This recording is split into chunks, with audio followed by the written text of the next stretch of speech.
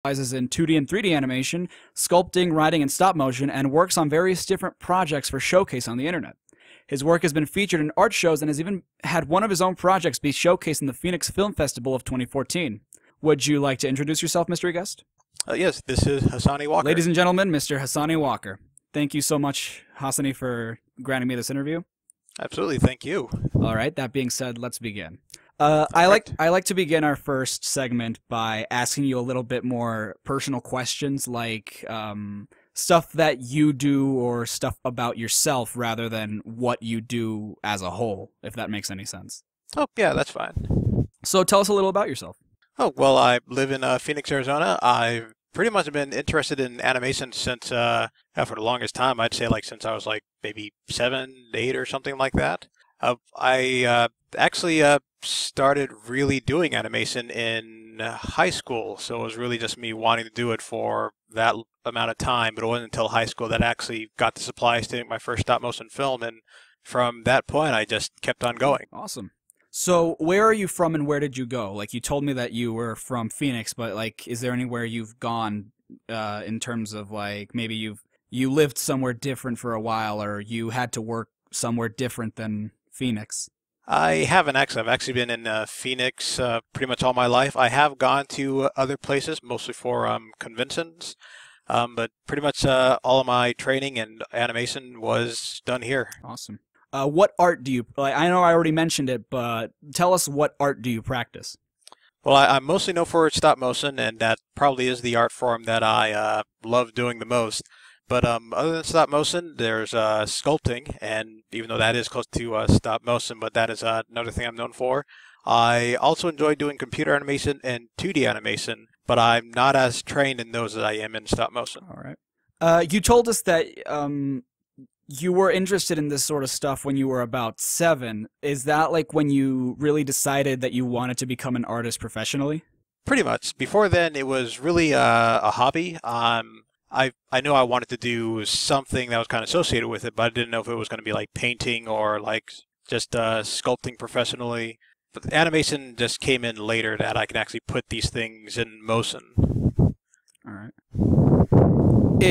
If you can recall, when and how did you become interested in art? First off, I guess I got into sculpting, and it's kind of hard to say. That's one of those things where I pretty much played with clay when I was a kid, and it was just fun. But well, actually, I guess in terms of like really professionally getting into it and thinking that it could actually be a career that I could get into, that would have to have been I'd say around the age of 6 or 7, something like that. And that's when my dad actually took me to a stop-motion studio that was here in Phoenix, where they did these PSA commercials called Mr. Hart, and it was all just a character called Mr. Hart, and he would just sort of like just tell people how to take care of themselves. And I actually got to go there and see how these people actually make their films, and that was probably the first time that I saw people really doing this as a career. You mentioned, I think that's a perfect segue. You mentioned your dad. Is anyone else in your family an artist, or at least artistic? Well, my dad, he actually wasn't really artistic, but he did, I guess he pretty much nurtured it when he saw it in me. I know my mom does writing, and my sister is really into singing. But otherwise, I think that's the most art in my family. No one is really, I guess, focused on where I've gone. We've all gone into different areas. How did you get contacted by Channel Predator Network, and what was your reaction to it? Well, actually, when I got contacted by them, it was a real surprise, and actually, I didn't really think it was real. It was they emailed me, and when I saw them, I knew I recognized the name, and once I realized where I knew it from, it was one of those things where I thought, like, well, this probably isn't like them like emailing me. This is just has to be like some sort of other like some sort of donation thing, or maybe I signed up for some sort of promotional thing, like to get notices of like cartoons or something. But when I actually sent an email back and talked to them back and forth, I got really excited to actually become a part of Frederator. It was a great opportunity. Why Hasani Walker? Well, that was actually it's actually my middle name, and I did go by Jeremy Walker for the longest time, but it was actually I'm sorry. There's actually a short story and a long story to that. No. The short story, I'll actually give you both if you'd like. Yeah, yeah, But that's what I was going to tell you. Like, this is an interview. Like, this is about you right now. Talk as much as you want. I'm really interested in hearing all of this. oh, awesome. Well, the short story is that it's easier to find me online with Hasani Walker. It's a very unique name. And the long story is actually my dad. His name, I don't know what his actual first name was because his first name it meant part of a horse, and Oh, he hated that. He had no idea why someone would name their kid after a part of a horse. So he changed his name, and he decided that when he was going to have kids, he wanted them to have names that they would be proud of. So my sister got Mandisa, that's her middle name, and that meant princess, and I got Hassani, which meant handsome, and also in other languages it means like highly appraised ruler, and oh, yeah, it meant king. So and the thing is, when I got that name or through school, actually I hated the name because it was weird. I had it was Jeremy. weird. Yeah. Yeah, I had Jeremy Walker, and in the middle was Hassani, and I didn't even like care to know how to spell it. It was just a very strange name to me. But actually, when my dad passed away when I was 10, and that's when I was actually told exactly why I got the name. So now, whenever I'm doing work that I'm really proud of, I always make sure I put that name on it, and it pretty much just became the name I used. That's amazing. Yeah, like that's like I don't even know how to express that. I'm kind of proud that I actually make these questions because you learn so much about someone. Like, for example, I thought that Hassani was like, I don't know, something that you had probably come up with yourself, and you just preferred to use that over your real name. Oh yeah, so yeah, there's a lot more to it. Yeah, yeah. Obviously, that's amazing. Oh, thank you. Hassani, who is the Patchwork Girl? Oh, the Patchwork Girl, that's a character that I came up with. Actually, she was a side character I came up with while working at a call center. And it was more or less I was just sculpting something just to pass the time. And I made this little rag doll. And after making the rag doll, I still have the original sculpture I made. And after making her, I started just putting a story to her. And the first story, it was just kind of playing around the idea that it's a rag doll that's brought to life by three mockingbirds and goes on adventures, and I just did random sketches to that. But it wasn't until later on when I started to get into writing that I was looking for just short stories that I could make children's books out of. And The Patchwork Girl was really a natural fit. I've actually done other stories before. They've all been more or less like 300-page novels. But this time I just wanted to do something that could be like 50 or 30 pages. So I expanded more in her, and if you actually see the things online about her, you can see the story has changed. It's no longer three mockingbirds, it's three dragonflies. But she's this adventurous character. She's colorful. She loves having fun. Whenever she's in like frightening positions, she finds the fun and the humor in it. I just really wanted to have this immensely bright and happy character that I can just turn to. Like if anything's going wrong, you just turn to her and she makes it seem great.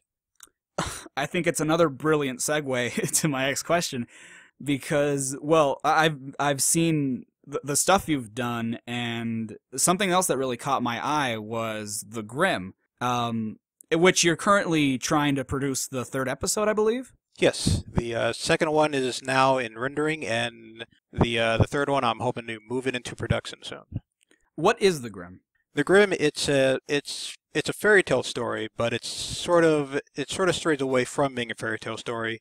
It's really the story of Red Riding Hood and the events that happened after the wolf attack. Basically, it's a coming-of-age story, and I'm trying to write it so that it's in the style like a Coen Brothers movie or like Paul Thomas Anderson, the director of There Will Be Blood.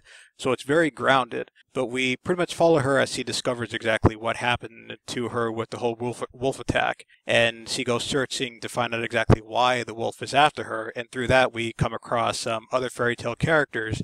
But every time we come across a fairy tale character, they're going to be very hidden in the story. Like they're going to be very natural.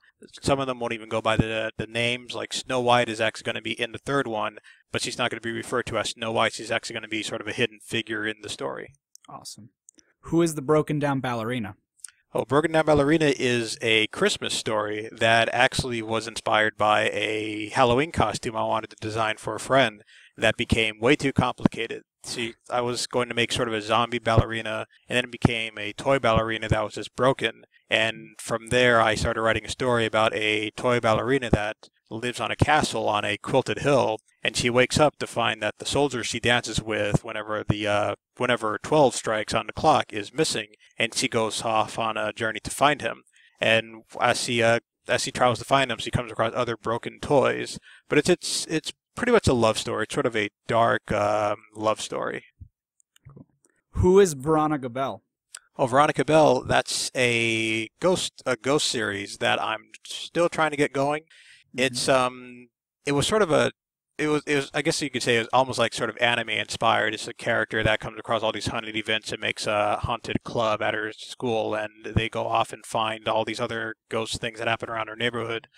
But if you actually look on my YouTube channel, there is another series called My Bedroom Door that I actually connected to Veronica Bell, but the connection happens later on. But yeah, it's a book series that's supposed to actually have a lot of ghost stories inspired by, I guess, ghost stories that I've actually heard about around the world. But I just mix them into one town. I didn't really have this question planned, but you mentioned that those series of videos that you have on your YouTube channel, wasn't there a Veronica Bell book that you have that is actually named after one of them? Or no? Or am I thinking of something else? Oh yes, I do have a book, Veronica. Yes, but yeah, there is a book. There is a book series. Have you ever drawn inspiration from someone for one of your characters? You mentioned that like the broken down ballerina was, you wanting to make a Halloween costume for a friend. Yes. I've drawn inspiration. There's inspiration from a lot of people. There is inspiration from really just one person mainly, and that's a girl I know named Veronica, who I met in high school. And I had actually started creating characters before I met her.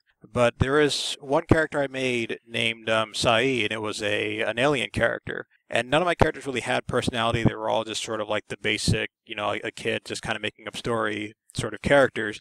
But after meeting her and we hung out a lot, I put a lot of things of her into that character. And after that, almost everything I've written was actually takes a little bit of the things I've done with her. But you can find them in the characters. So even like Veronica Bell is more or less it's a very close interpretation of her. But Broken Down Ballerina takes a little bit from her. Patchwork Girl has a little bit, but there are other friends. But yeah, she's the main influence. Awesome. What's your favorite thing about being an artist? I love being able to create things that I imagine. So I love having a dream and being able to draw that dream and then show it to other people, or just when I'm driving around and I just come up with a story, I can actually make a short film about it. I just love the fact that you can bring your fantasy to life in art. What's your least favorite thing about being an artist?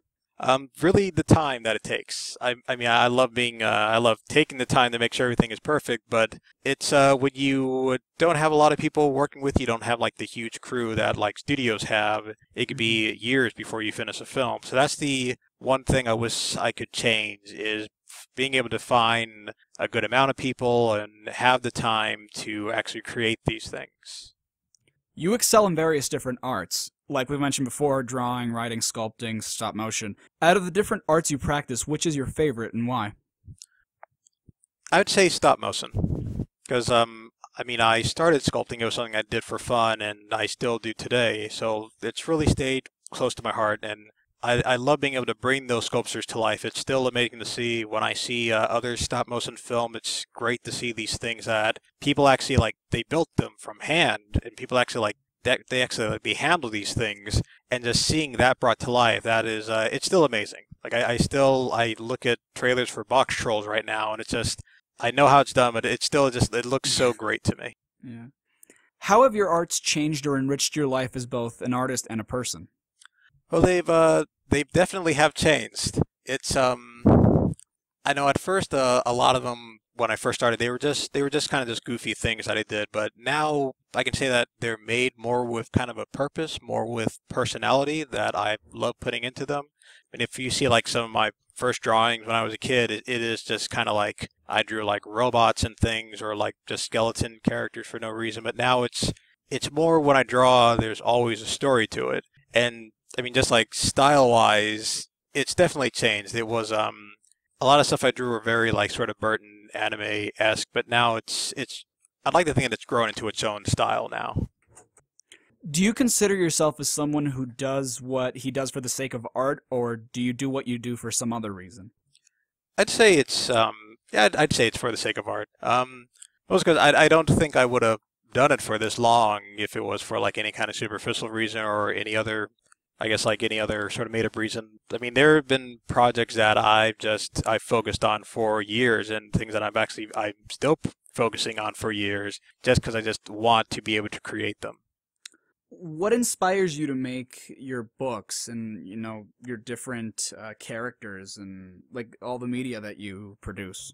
I mean, like, where does my main inspiration, like, how do I get inspired?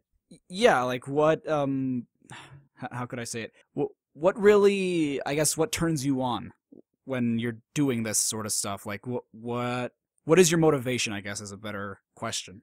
Oh, well, I already said, I guess finishing the story is a big one. That is a big one, being just knowing that, imagining what people are going to think when they see this story told and hoping that it touches them somehow. That is a huge motivation. One thing that really inspires these stories is music is a huge inspiration.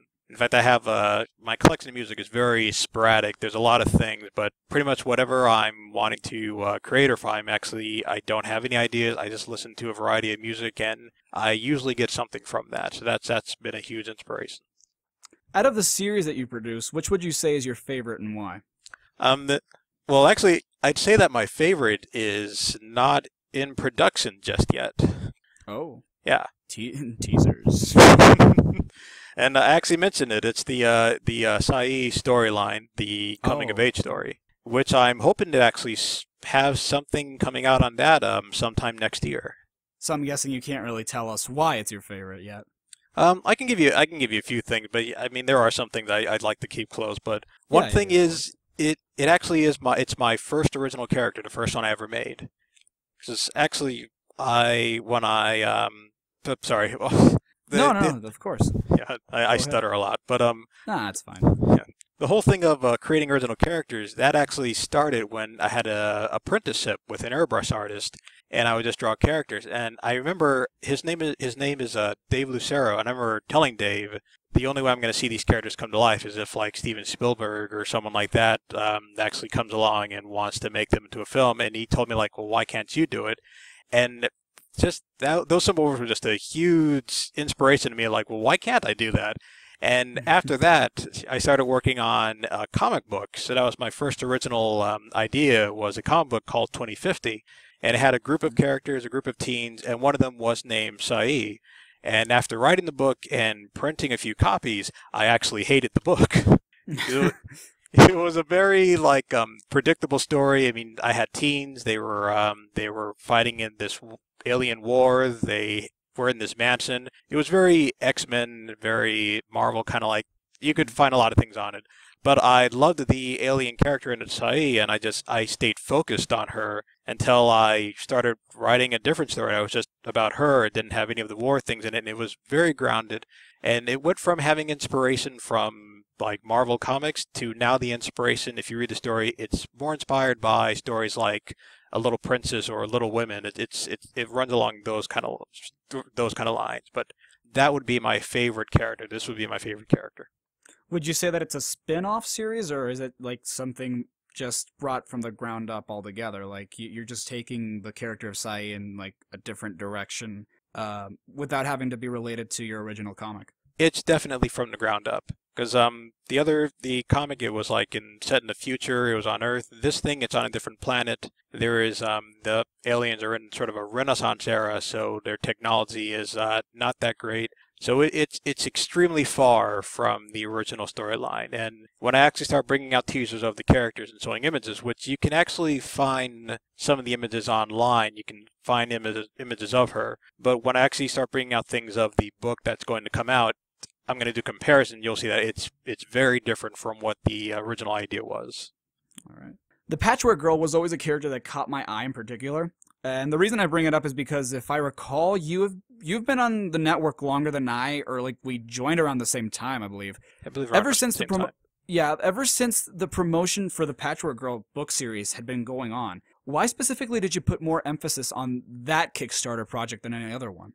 But it was it's sort of a startup. I mean, I do care about like all my characters, but this one, it was something that I felt that I could really get going, and once it started, it would be simple to keep the story going because it is like a series of just very short children's books, and there is a lot of thought put into them, but they're much simpler to produce. Whereas opposed to like the Sai storyline, that's something where I'm actually working to develop a language for that book, so that takes much longer to do. But along with that, I mean, since he was such a fun character, the Patchwork Girl, she's very easy to promote because a lot of the characters I do are sort of dark, so they tend to be very moody. But with her, since she's always like happy-go-lucky, like if there's a holiday, it's very easy to just make a quick holiday picture of her, to just draw a picture of her just saying hi to people. She's very easy to present. Yeah, because even like when I saw like the first piece of the Patchwork Girl that you had posted, and I guess the first one I ever saw, even I kind of thought like it was pretty dark. Like I don't know why I kind of saw it that way. I was like, I guess this person does like pretty dark things. But as like the Kickstarter came to an end, I saw you started doing a lot more like happy stuff with the character, and you started adding the dragonflies. I'm like, oh, this isn't what I interpreted it as originally. Yes, it's very different. It was a very interesting mindset to put myself into that character.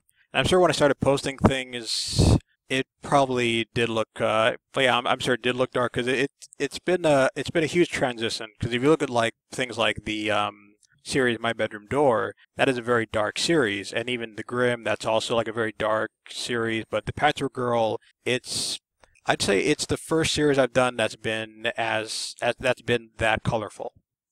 The Grimm was another project you had on Kickstarter back in 2011. What was the experience of having your film be showcased on the Phoenix Film Festival this year? It was really amazing because before then I would always go to movie theaters, and I still go to movie theaters, and I love seeing the trailers before the movies and when the movie starts and the big noises, and I just like imagining just like, oh, what if my name was up there? What if like my logo was like on screen? I just love imagining that. So actually being in the theater during the Phoenix Film Festival and actually having that happen was astonishing. It was almost like I felt like I was in a dream, and I really wish I could have taken a picture in the theater of it, but I don't want to be one of those people that has their cameras out in theaters. 2D or 3D animation? Like what's my preference? Yeah. Ooh, that's a very good question. Justify it. I was going to ask why. I was going to ask why later anyway. So that is, oh wow, I don't know how to answer that. See, I love 2D. 2D is like really close to my heart. I love like Don Bluth animation, but I do love where 3D can go. I love the, I mean, there's just a lot of styles you can take 3D animation. You personally animate, don't you? Yes. You animate both styles. Yes. I guess in that sort of aspect, which would be your favorite also? Like sort of a side question. Oh, now that one that would be kind of flipped. Or would it be? I'm not sure. It would be flipped. Actually, with that, I'd probably go with computer animation only because when I get into 2D animation, I get extremely caught up and it's very hard to complete it. So if you actually see, I had a project called Suicide Friends, and I posted a few clips on that. You can find them online. The whole style, it was very Roger Rabbit, and that's when I do 2D, that's what I try to do, and that is like, I mean, you animate the character, you animate their lighting, you animate their shade, you animate their backlighting, and then you got to connect it all together. So the Suicide Friends project went on for, I think, about a year, and I finished about, I want to say, 30 seconds of animation, and it's a 15-minute project. Growing up, did people... Oh, yeah. Were you going to continue? Oh, I was going to say 3D just moves quicker to me by comparison. Oh, all right. Growing up, did people consider you weird or particularly different? Because a lot of artists I know kind of felt like that before they even took art seriously. Yes, absolutely. So I was called eccentric. I didn't know what that meant until I was actually called eccentric. And that actually wasn't by students. That was by teachers. So I had to look it up to find out exactly what I was being called. But yeah, so I was sort of outside, but I can't say that people did appreciate the work that I did at that time. So everyone knew that I did like sketches and artwork kind of thing. So I think they just thought like being weird just went with the territory. Now, I don't know if we've already come across the subject or not, or like if we've mentioned it, because I don't know what it is exactly, and I don't know how much you want to reveal on this. And I don't know if I can address it directly or not, but it's come to my attention that you're currently working on a live action animation hybrid. I think you mentioned a little bit earlier. Yes. Which I have to say, it looks absolutely amazing. When you posted the first part of it, like where she's just like looking over and she got shocked, I thought it just looked magnificent. Well, thank you. Could you give us some info on that? Yes, that's been a very long running project. It's I've actually been the only one working on it. I feel sorry to say that it's a hybrid project, but because of how long it took, like I said, like a year, and I had 15 seconds of film, it's actually been moving more to just being a solo CG film. But I do hope to actually go into the hybrid style on other projects, because that's a style that I still love working and I love how it looks. So you're going to see that again. It'll come up in another project. But the thing about that film, I started that film, I'm not sure, I can't really say the year, but I can say that the person who voiced the girl in the film, Dana, when she voiced her, she was 13 years old. When I last contacted her, I believe she had just graduated college. So that's how long the project's actually been going on. Yeah. Yeah, so we're moving to CG just to make sure that we can actually get it done. But the hybrid idea will show up again. But if you like, I can also tell you more about what the project is, since it's been going on for so long. Of course. Yeah, it's I'd love to hear that. Yeah, it's called Suicide Friends. The whole plot is basically a girl's imaginary friends are sort of trying to kill her, but it's in very innocent ways. So yeah. So it's a very dark film. I didn't mean to do it. So I mean, you'll have actually, I don't want to give any of the scenes away, but it's things like she'll be asked to do things that seem harmless, but in the real world, what's happening is actually very dangerous. Okay, yeah, that makes a lot more sense, because like they don't mean to. It's like yeah, how does that work? But it's okay. That sounds like an amazing concept. Oh, thank you. It's been going on for a while. I'm actually, now that the Grimm Part 2 is in rendering, I'm actually going to start animating that project. So hopefully, I'm hoping to have that project done by either next year or early 2016. The reason I bring so much attention to it is because it, like, a lot of other animations I've seen on the internet and stuff, they just look like you can really tell how someone accomplished something. Like, oh, I know like how many layers went into that, or I know how you made that, or like, and when I saw that animation, I was dumbfounded. I was like, wow, that looks, I don't even know how that could be accomplished. Like, I don't know if it was blurs, I don't know if like how the turning was, or I guess it really just blew me away how well, like, and it was just like a 2 or 3 second animation, and just the style of it all, I think, just looked really well. Oh, thank you. Really good. Yeah, the way we did it, or actually, I guess I say like we, but I guess it was like kind of one person on certain parts there.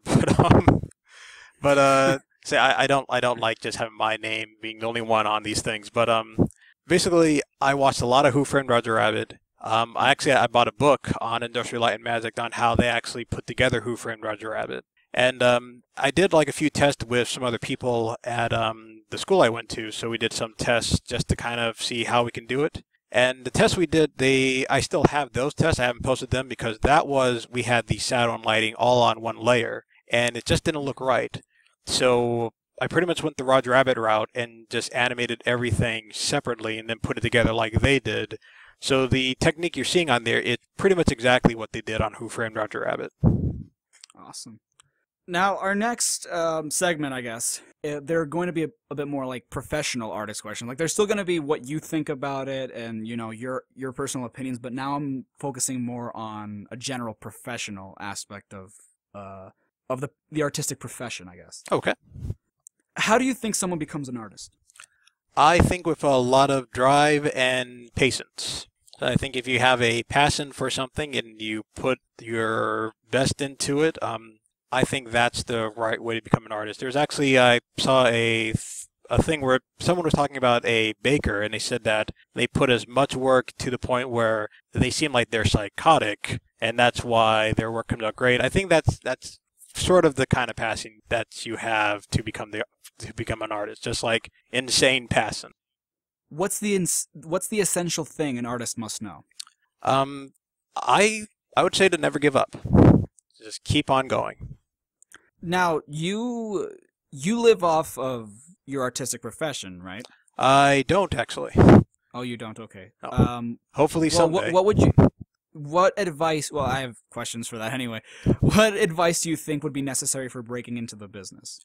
And I ask more from the standpoint because I know that you like publish your own book series and the like. Mhm. So, like, what advice do you have for someone who is interested in that as well?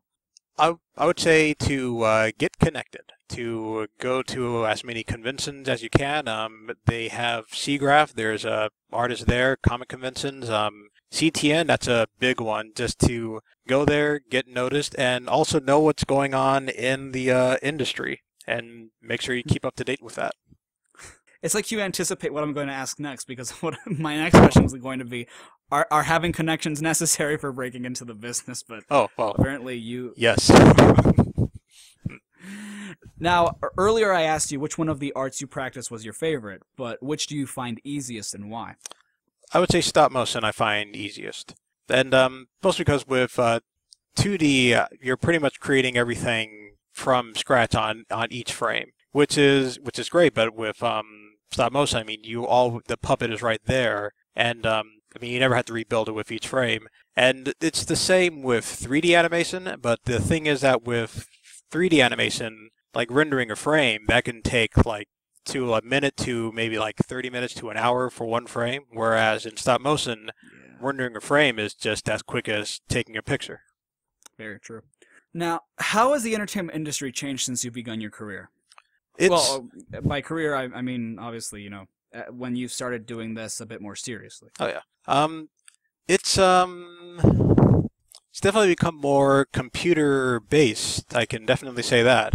I mean, pretty much almost everything that is produced is more computer animation.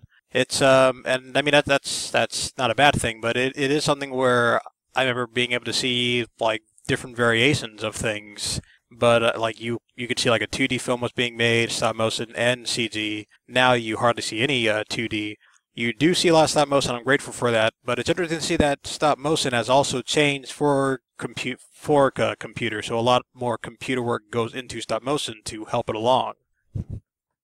What kind of higher education, if any, is necessary for professional performing artists? Now, I would say it's good to at least get your bachelor's degree in art, but that's something that my mentor, when I had the apprenticeship, he kept telling me that I should at least get a bachelor's in art. So I do believe that's a good thing to have.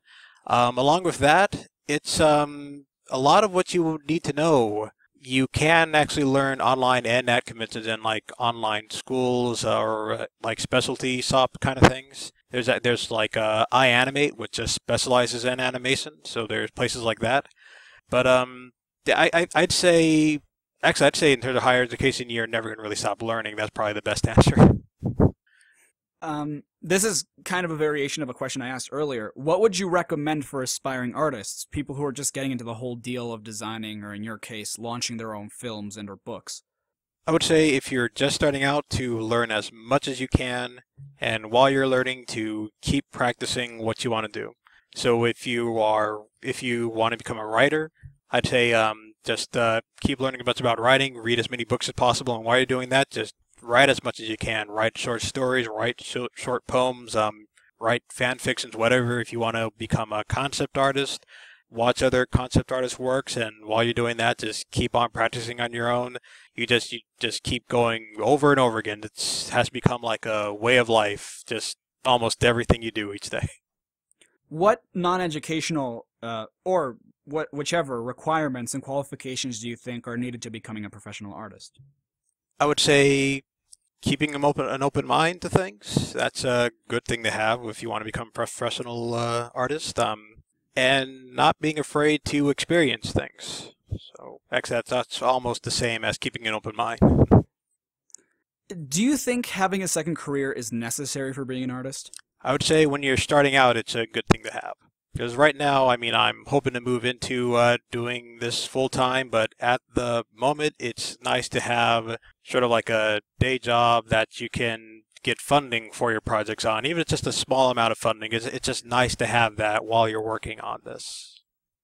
What kind of backup jobs do you think would be the most useful for aspiring actors, or day jobs, or things you can do on a day-to-day basis, even if it doesn't involve anything artistic? Yeah, I'd say really anything. The truth is that I've actually had a huge amount of jobs throughout the time, just mostly trying to support my artwork. I worked in call centers, a construction site, putting in people's taxes, printing, and right now I work in a warehouse. So it's almost like anything that's open to you. It's I mean, there's really like nothing that would be like bad, so long as it just helps you in your career, or at least helps you sustain your life while you're working on your career.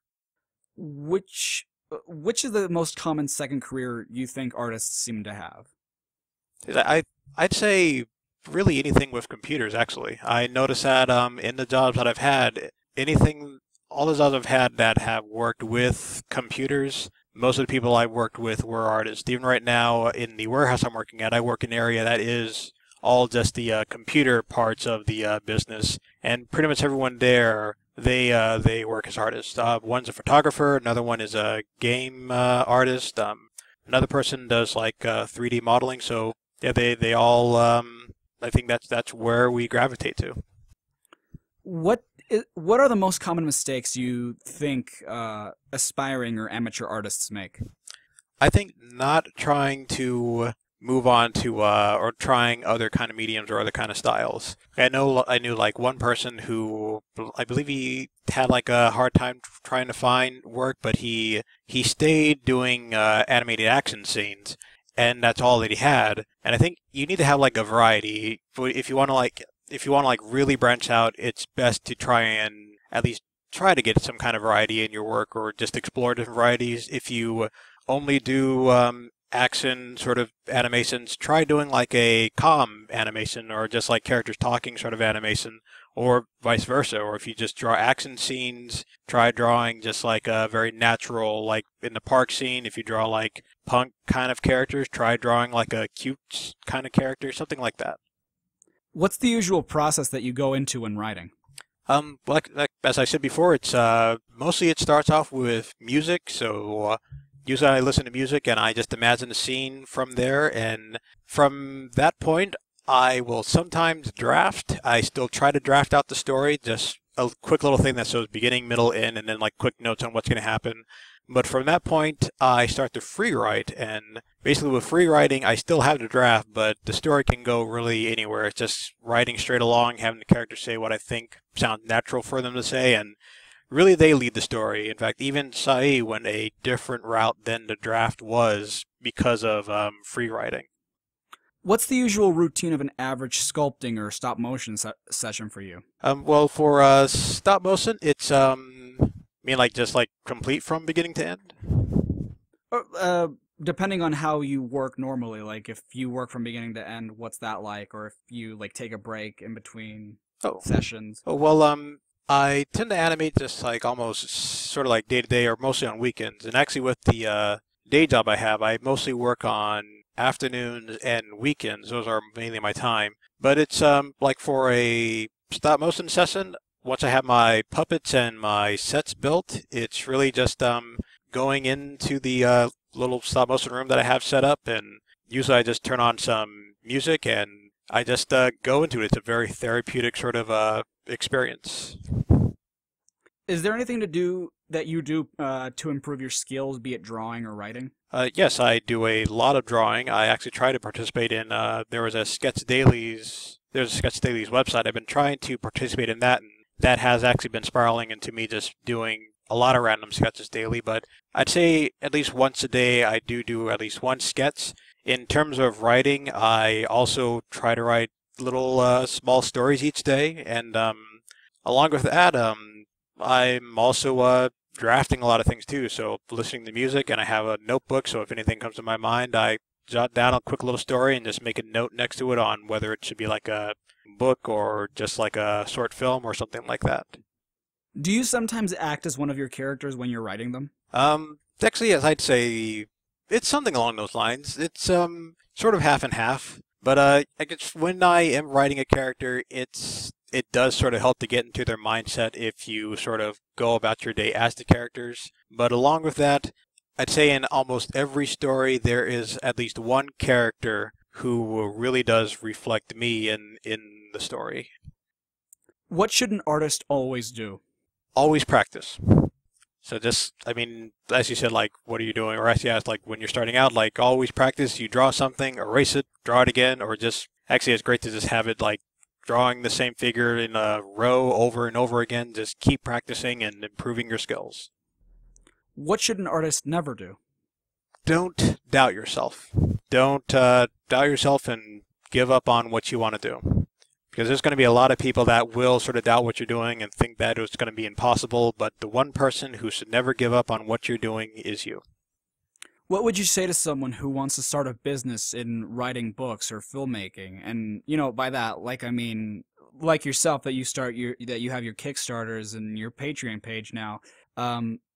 What would you say to someone who wants to start a business in doing something like that?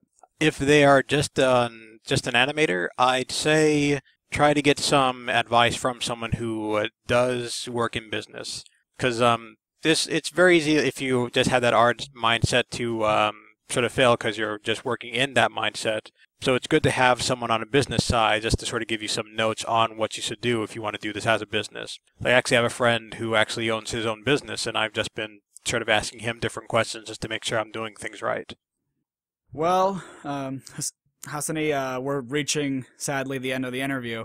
But before we end this off, I want to end it with the famous questionnaire that was popularized by French writer Marcel Proust, asked years later by French TV personality Bernard Pivot, adapted by James Lipton on his interviews. Mr. Walker, what is your favorite word?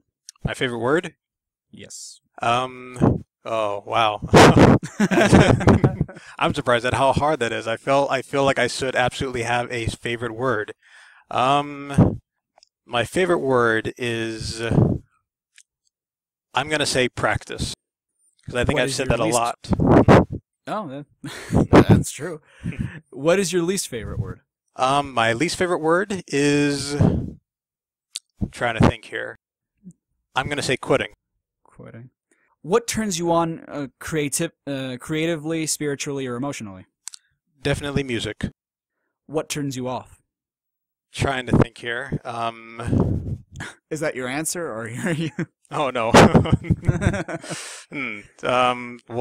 Geez, that's let's see. What turns me away from being creative? Yeah. Wow, these are very good questions.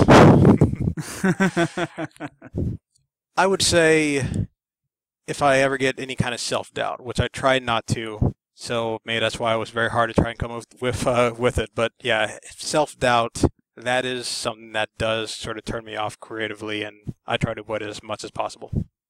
Be free to say this. What is your favorite curse word? My favorite curse word? Yes. I'm actually not big on cursing. Although I don't dislike when other people do it. I'm fine with that. But if I am ever having problems, or if I ever get like too frustrated, I sat out "dang it" a lot, which is not really a curse word, but that is what I say. I'm very PG. What sound or noise do you love? Rain. Probably because I'm in Arizona, we don't get a lot of it. So when I hear it, it just sounds great. What sound or noise do you hate? My alarm when I need to wake up in the morning, so I try to wake up before it. What profession other than your own would you like to attempt? Other than like any kind of animation sort of thing? Yeah. I would think if I had to choose any other profession, it would probably be a baker. A baker. Yes. Why is that? It's almost along the same lines, because I mean, they do create like some amazing things, but I mean, I see bakers making these, actually at the art school I went to, I see them making these cakes, and it just seem like they're just like these amazing edible sculptures. So I think if I wasn't in animation, that's what I would want to do. That's a very good analogy. I'd never seen it that way, but yeah, you're right. What profession would you not like to do? Call center. Because I've done enough of that, and working in a call center is very terrible. Although If it's sobering, I can no. say. Yeah. You can say that at least. Yeah. If heaven exists, what would you like to hear God say when you arrive at the pearly gates? I'd like for him to say, "Welcome to heaven. Your animation studio is right over there." That is brilliant. Hasani, what can we look forward to with you? I have a lot of things in the works right now. A lot more books, so I'd say you have a lot to look forward to me. So look forward to the Patchwork Girl coming out in November, and the second book in January, and more books coming out after that. And also look for Asai, which is my favorite story. Look for more on that next year, and also more on the Grimm, and hopefully Suicide Friends will be finished by next year or 2016. When can we look forward to? Do you have a date in mind for Sai?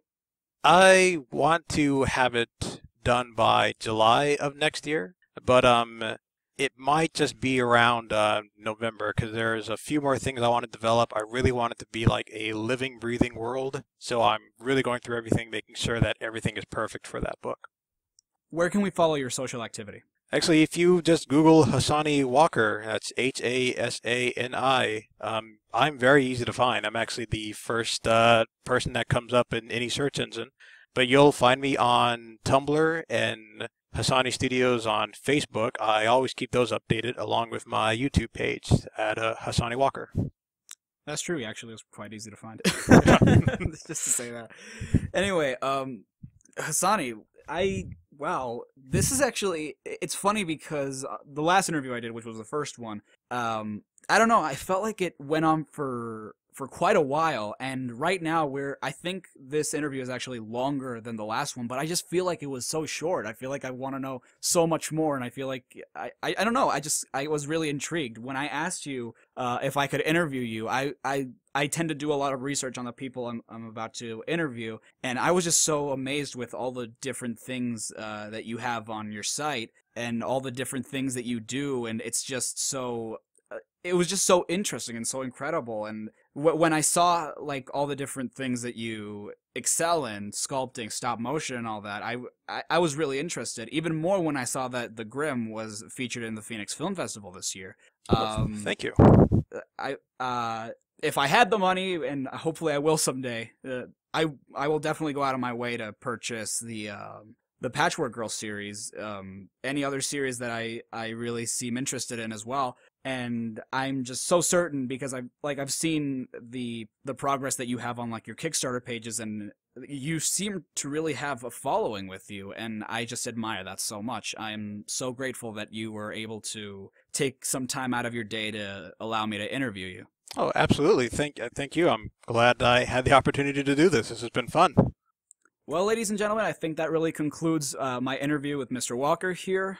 Stay tuned for other interviews to come. Again, thank you, Hasani, for allowing me to do this. And is there anything else you'd like to tell the audience that before we wrap this up? I'm going to say stay creative, which sounds cheesy, but I'm going to sign off with that.